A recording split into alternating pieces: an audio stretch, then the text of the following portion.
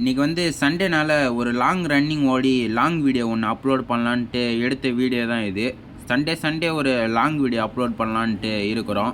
ஒரு 3 kilometre 15 minutes 3 செகண்ட்ஸில் ஓடி முடிச்சிருப்போம்.